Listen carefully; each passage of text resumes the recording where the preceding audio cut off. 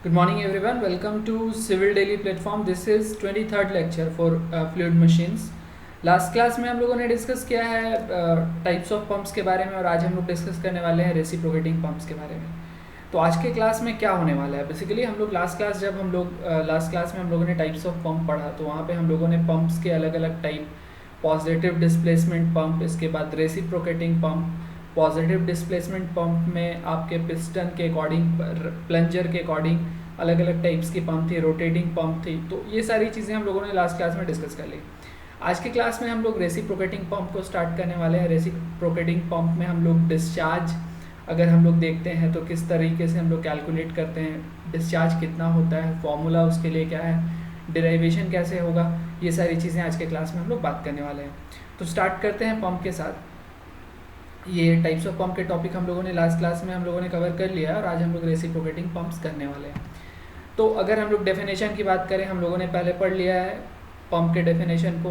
Pump एक तरह का डिवाइस होता है, it is a kind of device which basically moves fluid, that is liquid और gas, by mechanical action, and typically it convert mechanical energy into hydraulic energy. तो ये सारी चीज़ें हम लोगों ने लास्ट की क्लास में डिस्कस कर ली और आज हम लोग बात करने वाले हैं रेसिप्रोकेटिंग पंप के बारे में। तो रेसिप्रोकेटिंग पंप का डेफिनेशन भी हमने लास्ट क्लास में देख लिया था और इसके बेसिकली हम लोग डायग्राम को भी, अगर हम लोग पिछले क्लास की बात करें तो हम लोगों ने देख लिया था रेसिप्रोकेटिंग पंप के डायग्राम को।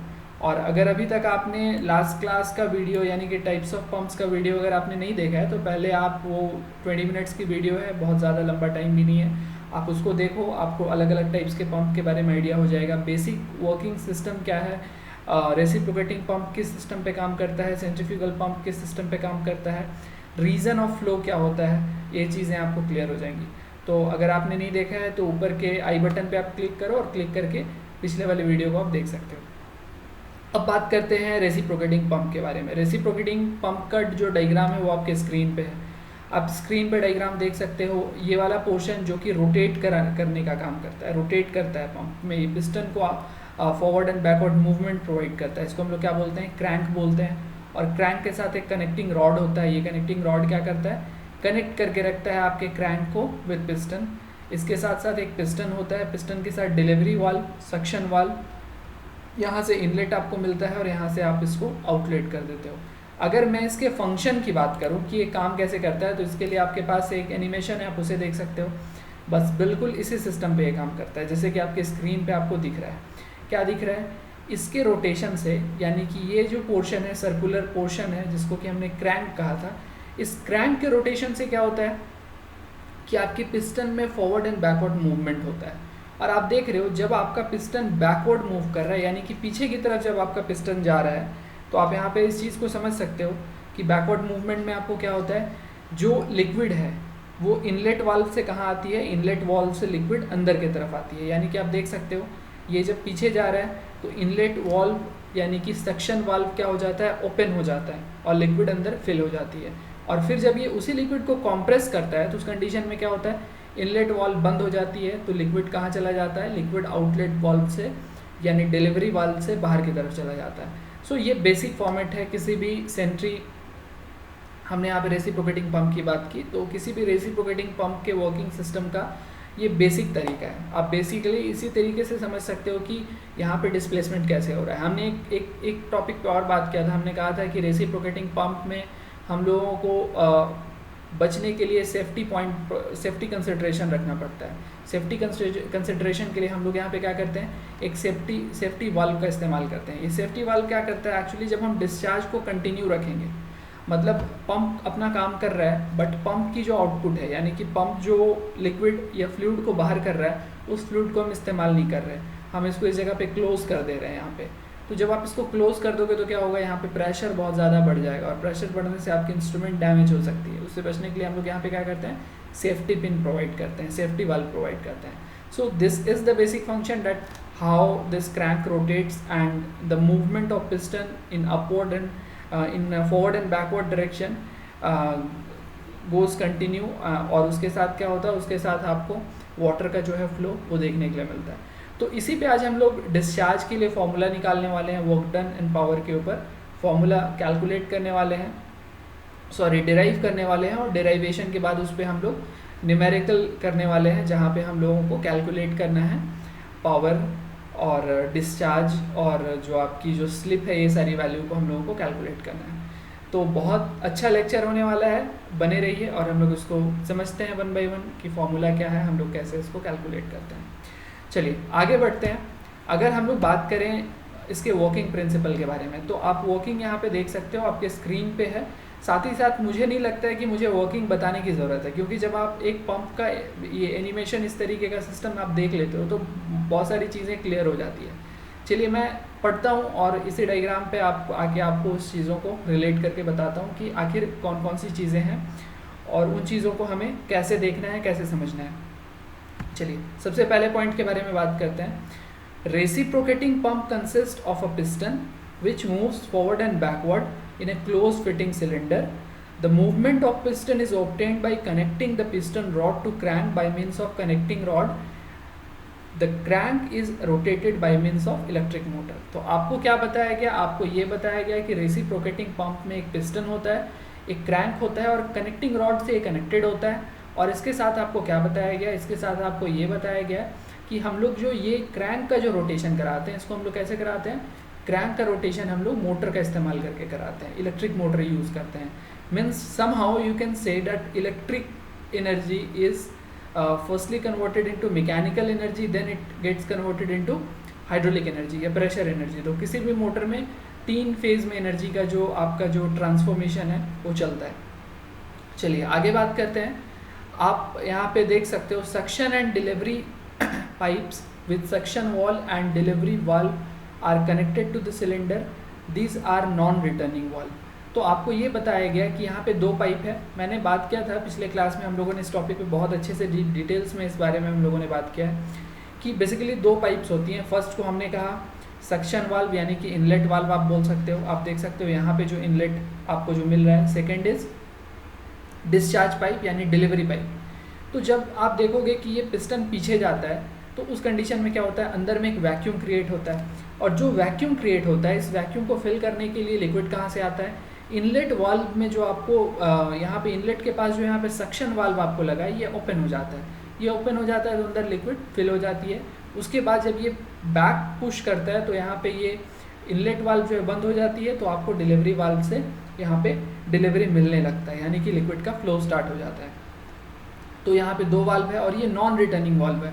ये नॉन रिटर्निंग वाल्व का मतलब ये होता है कि डिस्चार्ज और flow can have only one direction, और we can say the discharge will always be unidirectional. मतलब ये आप यहाँ पे जो फ्लूइड इंटर कर रहे हो वो फ्लूइड को आप इसी पाइप से पीछे नहीं जाने दे सकते।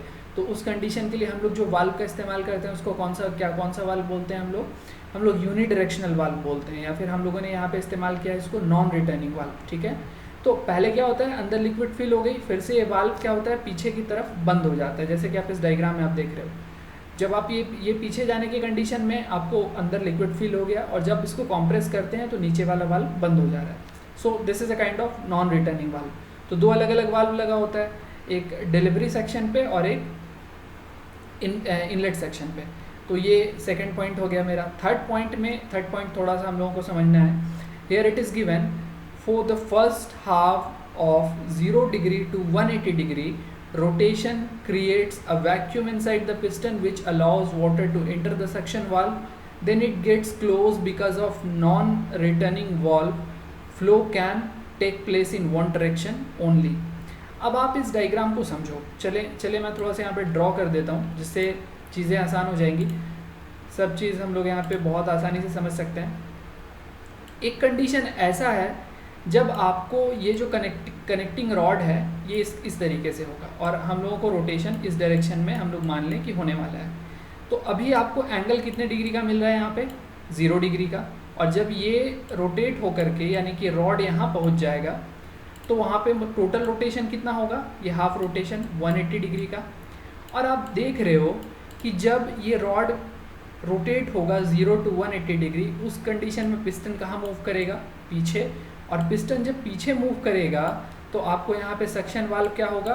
ये ओपन हो जाएगा और यहाँ पे लिक्विड अंदर में फिल हो जाएगी। Okay, this is first condition. मैं फिर से रिपीट करता हूँ कि आप देख रहे हो कि यहाँ पे 0 डिग्री की कंडीशन है। 0 डिग्री की कंडीशन मतलब ये रॉड यहाँ तक है और ये पिस्टन यहाँ पे है, तो अभी यहाँ पे किसी भी तरह का लिक्विड नहीं फिल्ड है अंदर, और ये रोटेट होकर के कहाँ चला गया, इस तरफ। तो ये कहीं ना कहीं ये जो कनेक्टिंग रॉड है इसकी लेंथ तो बढ़ने से रही ना, इसकी लेंथ नहीं बढ़ेगी तो ये पिस्टन मूव होकर कहाँ जाएगा, यहाँ पे आ जाएगा, और अंदर में क्या फिल हो जाएगा, लिक्विड फिल हो जाएगा। लिक्विड कहाँ से आएगा, सक्शन वाल्व से आएगा। So this is about first point. हमने जो फर्स्ट पॉइंट डिस्कस किया ये उसके बारे में था। चलिए लास्ट पॉइंट डिस्कस कर लेते हैं हम लोग। लास्ट पॉइंट में क्या है, for the next half rotation that is from 180 degree to 360 degree, यहाँ पे क्या होगा, यहाँ पे वाटर डिलीवरी वाल्व से बाहर आएगी। तो चलिए आप नेक्स्ट हाफ के लिए देख सकते हो, जब ये रॉड ऑलरेडी यहाँ पहुँच गया, ये यहाँ पे, चलिए मैं इसको थोड़ा ड्रॉ करता हूँ। यहाँ पे आपने क्या देखा कि ये जो रॉड है, ये रॉड जो कनेक्टर है यहाँ पे, कनेक्टिंग रॉड, वो यहाँ आ गया और आपकी पिस्टन यहाँ आ गई। अब यहाँ पे ये क्या हो रहा है, ये फिर से नीचे की तरफ रोटेट करेगा, तो ये फिर धीरे धीरे बाहर की तरफ मूव करेगा और पिस्टन कहाँ पहुँचेगा, यहाँ। इस कंडीशन में लिक्विड जो अंदर फिल्ड है वो कहाँ जाएगा, वो लिक्विड आपको डिस्चार्ज पाइप से यानी कि डिलीवरी वाल्व से बाहर की तरफ जाएगा। So this is the working condition for this reciprocating pump. और हम लोगों ने रेसिप्रोकेटिंग पंप के बारे में जो वर्किंग कंडीशन है उसको हम लोगों ने डिस्कस कर लिया। अब हम लोग चलते हैं डिस्चार्ज के फॉर्मूला को हम लोग कैसे हम लोग डिराइव करते हैं उसके ऊपर थोड़ा बात कर लेते हैं। बहुत आसान है, छोटे से टॉपिक है, उसको हम लोग पहले समझ लेते हैं। तो डिस्चार्ज को समझने के लिए हम लोगों को पहले कुछ जो बेसिक एंटिटीज़ है वो जानना होगा। बेसिक एंटिटीज़ क्या क्या है हमारे पास, बेसिक एंटिटीज़ है डायमीटर। डायमीटर किसका डायमीटर, सिलेंडर का डायमीटर। कौन सा सिलेंडर, यानी कि पिस्टन जो है उस पिस्टन के लिए जो डायमीटर होगा, पिस्टन का यहाँ का जो डायमीटर होगा, इस डायमीटर को हमने क्या बोला, डी। और इसके लिए क्रॉस सेक्शनल एरिया क्या होगा, ये वाला एरिया क्रॉस सेक्शनल एरिया हो जाएगा।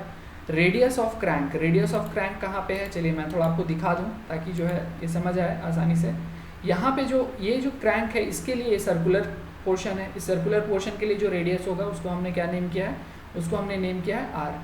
और n इज इक्वल टू क्या है, n is equal to revolution per minute, मतलब कि 1 मिनट में ये जो क्रैंक है ये कितना चक्कर काट रहा है, कितनी बार round round round round rotate कर रहा है। तो इसको हमने क्या कहा, इसको हमने कहा revolution per minute of particular crank, उसको हमने n से दिखाया।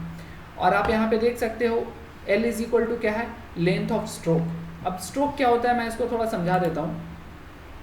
आप अगर यहाँ पे देखोगे तो आप देखोगे पिस्टन यहाँ से लेकर के यहाँ तक मूव कर रहा है, ओके। पिस्टन ये डिस्टेंस मूव कर रहा है, तो ये डिस्टेंस किसके बराबर होगा, आप ये बोल सकते हो कि ये डिस्टेंस यहाँ से यहाँ के डिस्टेंस के बराबर होगा, क्योंकि रॉड की मिनिमम लेंथ कितनी हो सकती है, यहाँ से यहाँ, और मैक्सिमम लेंथ कितनी हो सकती है, यहाँ से यहाँ। तो ये जो डिस्टेंस है यही डिस्टेंस आपको लेंथ ऑफ स्ट्रोक होगा। तो length of stroke is equal to आप लिख सकते हो 2 into R, 2 into small R. Small R क्या है, ये क्रैंक का रेडियस है। तो ये हम लोगों ने देख लिया। आगे बात करते हैं कि हम लोगों को और क्या क्या चाहिए होगा।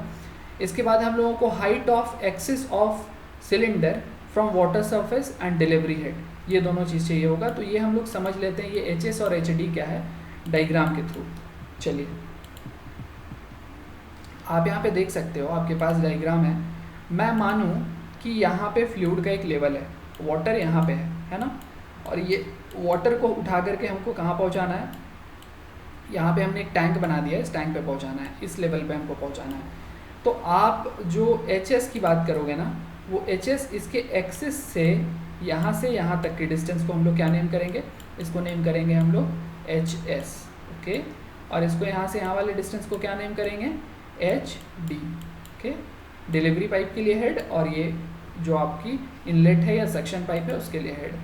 तो ये सारी जो एंटिटीज़ है वो हम लोगों ने देख लिया।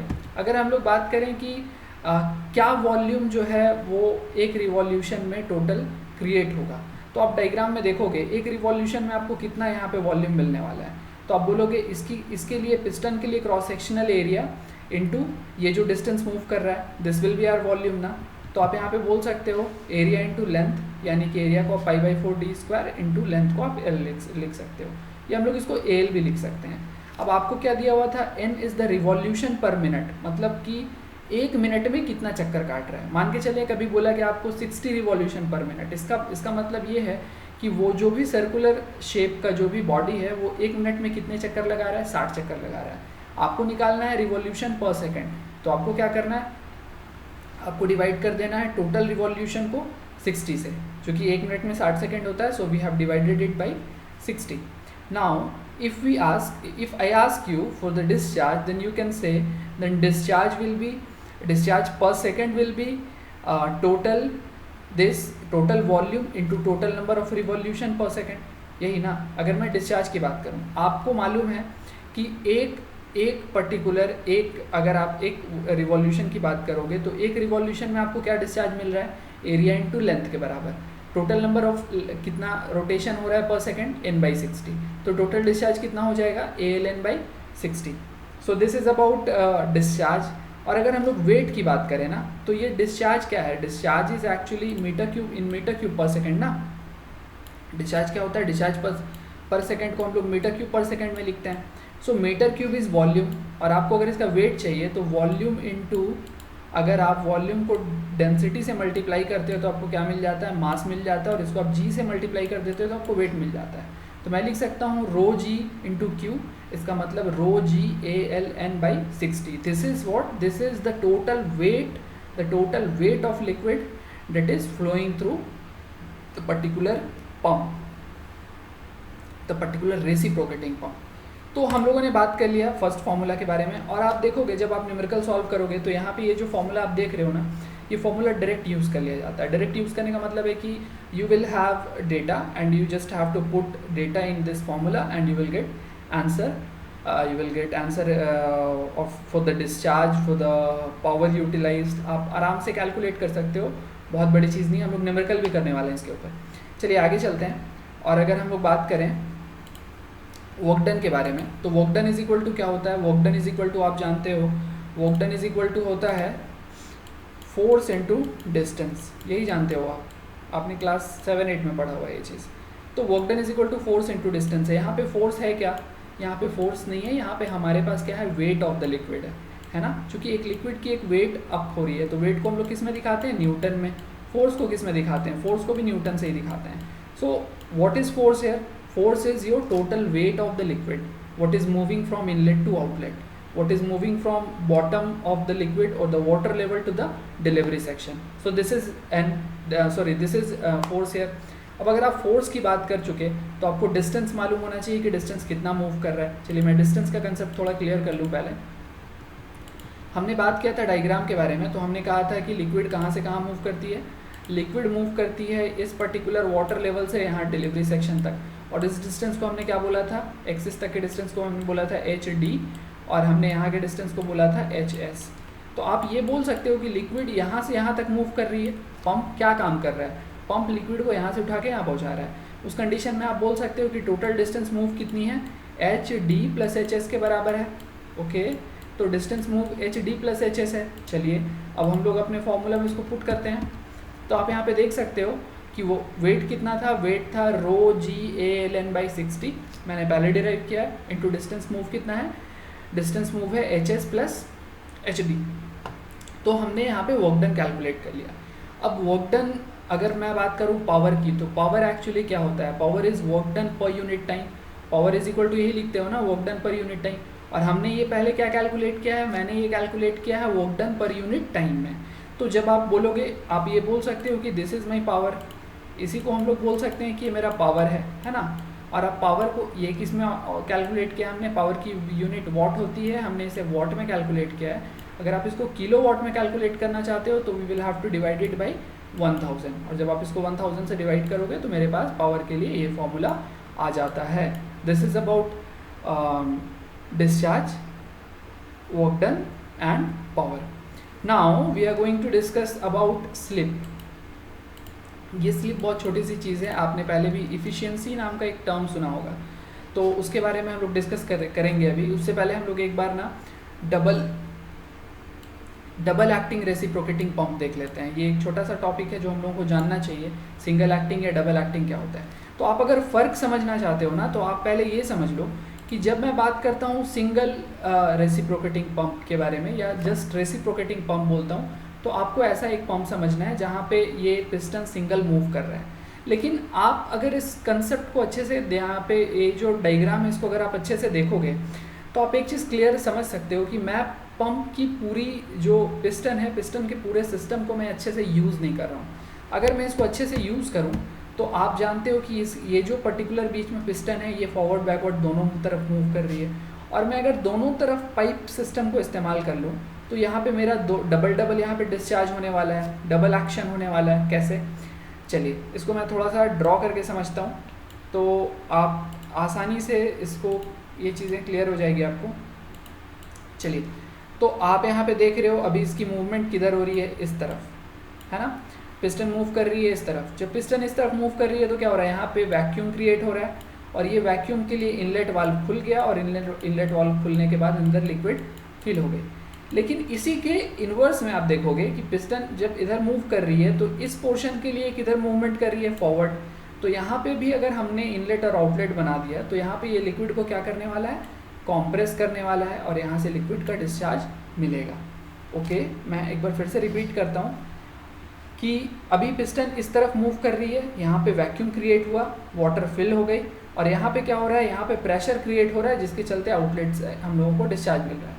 अब जब ये मूवमेंट इस डायरेक्शन में होगा तो हम लोगों को क्या होगा, इधर वैक्यूम क्रिएट होगा तो इधर इनलेट से सप्लाई आएगा, और इधर में क्या होगा, प्रेशर क्रिएट होगा तो यहाँ से आउटलेट से सप्लाई हम लोगों को मिलेगा। और मैं अगर आपको बोलूँ कि मैं ये दोनों को आगे ले जाके कनेक्ट कर देता हूँ ऐसे करके, है ना, कनेक्ट करके मैं सिंगल पाइप कर देता हूँ, तो आपको डिस्चार्ज ज़्यादा मिलेगा। मैं ये बोल सकता हूँ कि आपको डिस्चार्ज ज़्यादा मिलेगा, प्लस आपकी एनर्जी यूटिलाइजेशन अच्छे से होगी। क्यों? क्योंकि पिस्टन तो एक ही है ना, और उसके लिए जो फ्रिक्शनल लॉसेस है, अलग अलग तरह के लॉसेस है, वो तो एक ही बार हो रही है ना। लेकिन आपको डिस्चार्ज कहाँ मिल रहा है, डिस्चार्ज दो बार मिल रहा है, एक क्यू इधर से और एक क्यू इधर से। ओके, डिस्चार्ज डबल मिलने वाला है, और जब डिस्चार्ज डबल मिलने वाला है तो पंप की इफ़िशियंसी क्या होगी, बढ़ेगी। ओके, तो अगर मैं बात करूँ इसके लिए फॉर्मूला कैसे कैलकुलेट करना है, डायरेक्टली मैंने उधर डिराइव किया है तो मैं यहाँ पे उस डिराइवेशन को रिपीट नहीं कर रहा। आपके लिए वहाँ पे डिस्चार्ज क्या था, ALN/60, यहाँ पे डिस्चार्ज क्या होगा, 2 × ALN/60। मैंने उधर कैलकुलेट किया था work done is equal to ρg ALN/60 into HS+DS। यहाँ पे वर्क डन क्या होगा, ट्वाइस होगा। पावर रिक्वायर्ड क्या होगा, पावर भी डबल ज़रूरत होगा, डबल पावर हम लोगों को चाहिए होगा। बट एक और चीज़ है जो हम लोगों को क्लियर होना चाहिए, पावर एक्चुअली पूरा डबल नहीं चाहिए होगा। मैं ये बोल रहा हूँ, मैं कैसे बोल रहा हूँ आपको ये समझा दूँ। क्योंकि हम लोग अभी ये जो डिराइवेशन कर रहे हैं ना, ये डिराइवेशन हम लोग क्या मान रहे हैं, पंप एकदम आइडियल है। आइडियल का मतलब क्या होता है, आइडियल का मतलब पंप एकदम सीधा साधा है, किसी भी तरह का एनर्जी का कोई लॉस वॉस नहीं करता है। बट इज़ इट पॉसिबल कि आप कहीं पिस्टन यूज़ कर रहे हो और वहाँ पे एनर्जी की लॉसेस ना हो, फ्रिक्शनल लॉसेस ना हो, तो यहाँ पे उस पर्टिकुलर लॉसेस के लिए कंसिड्रेशन नहीं है। तो एनर्जी कहीं ना कहीं डबल से कम चाहिए होगा हम लोगों को, लेकिन वर्क डन एक्चुअली डबल मिलेगा, या डिस्चार्ज एक्चुअली डबल मिलेगा। तो ये चीज़ें क्लियर होनी चाहिए। चलिए, अब अगर मैं बात करूँ स्लिप के बारे में, तो आप स्लिप को कैसे समझते हो, मैं उसको थोड़ा क्लियर कर लेता हूँ। हाँ, तो अगर मैं बोलूँ कि स्लिप क्या होता है, तो आप ये समझ लो कि जो लॉसेस हो रहा है ना पंप में, उसको मैं किससे काउंट करता हूँ, स्लिप के टर्म में काउंट करता हूँ। स्लिप का मतलब क्या है, Q theoretical minus Q actual, इसको मैं क्या बोलता हूँ, स्लिप। Q थियोरेटिकल क्या है, थियोरेटिकल का मतलब वो डिस्चार्ज जो मैंने कैलकुलेट किया। मैंने एक पंप लिया, मैंने पंप लेने के बाद मैंने क्या किया, मैंने कैलकुलेट कर लिया पिस्टन इतने बार आप फॉरवर्ड बैकवर्ड मूव कर रहे हैं, in that case the total discharge will be इतना, फॉर्मूला से मैंने कैलकुलेट कर लिया। And now when we have used that particular pump, हम लोगों ने प्रैक्टिकली उसको यूज़ किया तो हम लोगों ने देखा डिस्चार्ज कुछ और मिल रहा है। सो जो प्रैक्टिकली आपको डिस्चार्ज मिल रहा है, that is Q actual, and the discharge which we basically get by formula, that is Q theoretical. तो ये दोनों के बीच में ऑब्वियसली एक डिफरेंस होता है, because we already know that we get some losses in pump, है ना। तो आप यहाँ पे उसको स्लिप के टर्म में बोल सकते हो। स्लिप इज इक्वल टू क्या है, Q theoretical minus Q actual. और अगर मैं परसेंटेज स्लिप की बात करूँ तो Q theoretical minus Q actual, यानी कि difference by Q theoretical into 100। यहाँ से क्या मिलने वाला है, यहाँ से हम लोगों को मिलने वाला है परसेंटेज स्लिप। और अगर मैं इसको थोड़ा सॉल्व करूँ तो यहाँ मैं लिख सकता हूँ 1/Q actual minus Q theoretical into 100, और ये क्या है, ये डिस्चार्ज कोफिशिएंट है, CD भी हम लोगों ने बहुत बार पाइप कंडीशन में पढ़ा हुआ है। तो ये किसके लिए कोफिशिएंट ऑफ डिस्चार्ज है, पंप के लिए। कौन से पंप के लिए, रेसिप्रोकेटिंग पंप के लिए। So it was all about pump, discharge, slip, what जो हम लोगों ने अलग अलग फॉर्मूला डिराइव किया, हम लोगों ने देख लिया। अब हम लोग बात करने वाले हैं दो न्यूमेरिकल के बारे में, क्योंकि जब तक आप किसी भी कंसेप्ट के ऊपर न्यूमेरिकल नहीं करते हो तो वहाँ पे चीज़ें बाकी रह जाती है ना। तो हम लोगों को देखना होता है कि न्यूमेरिकल कैसे हम लोगों को इससे पूछा जा सकता है, या अगर पूछा जाए तो कौन कौन सा डेटा हम लोगों को रिक्वायर्ड होगा। तो चलिए क्वेश्चन के ऊपर चलते हैं और क्वेश्चन से डेटा कलेक्ट करने की कोशिश करते हैं। बोला गया है अ सिंगल रेसिप्रोकेटिंग पंप, है ना, सिंगल रेसिप्रोकेटिंग यानी कि जस्ट रेसिप्रोकेटिंग भी बोल सकते हैं, रनिंग एट इतना speed, n is equal to कितना है 50 RPM, और q इज इक्वल टू कितना है, डिस्चार्ज दिया हुआ है एक्चुअल। आप यहाँ पे आपको लिखा नहीं जाएगा कि एक्चुअल डिस्चार्ज है, आपको ये बोल दिया गया कि इस पंप से इतना डिस्चार्ज मिल रहा है, means this discharge has not been derived but we are getting this discharge after using pump for a particular purpose. कहीं इस्तेमाल कर रहे हैं किसी फिक्स काम के लिए, तो ये डिस्चार्ज मिल रहा है हम लोगों को। So this is q actual, this is n, और यहाँ पे आपको क्या दिया हुआ है, पिस्टन की डायमीटर, इसका मतलब आपको d मालूम है, और आपको लेंथ ऑफ स्ट्रोक, यानी कि ऑब्वियसली ये नहीं भी अगर आपको दिया रहता तो आप कैलकुलेट कर सकते थे, ये 2r होता है, तो आपको लेंथ ऑफ स्ट्रोक यानी कि l आपको दिया हुआ है, ये गिवन डेटा है। तो चलिए गिवन डेटा को मैं नोट डाउन करता हूँ अपने स्लाइड में, अगले स्लाइड में, और क्या क्या फाइंड करना है मैं उसको कैलकुलेट करता हूँ। चलिए पहले theoretical discharge, then coefficient of discharge, then slip and percentage of slip. बहुत आसान सा क्वेश्चन है।